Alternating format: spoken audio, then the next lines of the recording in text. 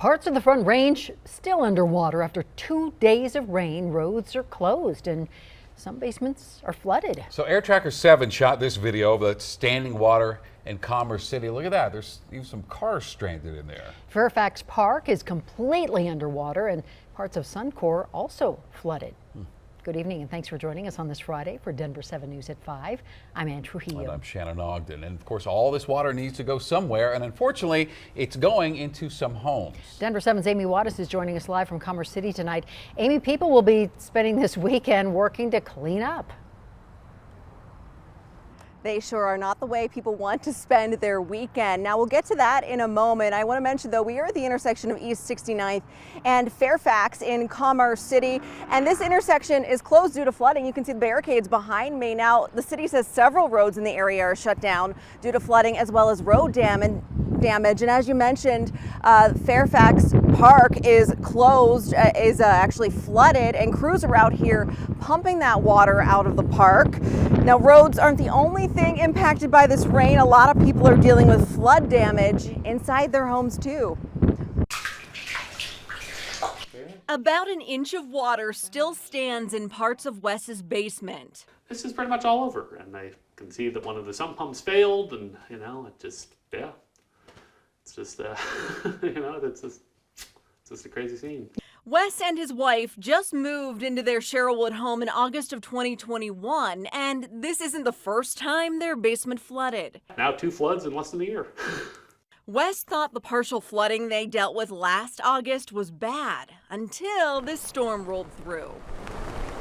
The future office space, the guest room, the bathroom, has water everywhere. And getting some of the furniture wet, like this couch and bookshelf, which he says he'll likely have to get rid of. I haven't seen it this bad since probably the 2013 floods. Gabriel Mestis with Colorado Cleanup Services says the phone has been ringing off the hook. We got over 200 calls, which typically we get about 200 calls a month. That's how many calls his restoration business has gotten overnight, mostly for flooded basements. It actually seems like it's a lot of the older homes with the weaker foundations. Mestis says his crews have been working nonstop to help. Typically mold, it takes 72 to 96 hours for mold to start growing. Offering this advice to people before the next big rainstorm. Check your foundations, have them inspected to make sure that everything is fine there. Making sure that your rain downspouts are far enough from your home. Future fixes Wes says he and his wife will have to make so they don't find themselves here for a third time. We can't just maintain what was. We also have to think more proactively and really kind of think about what it could look like again and go from there. Now, Wes anticipates damage costing upwards of $30,000 since he doesn't have flood coverage with his homeowner's insurance.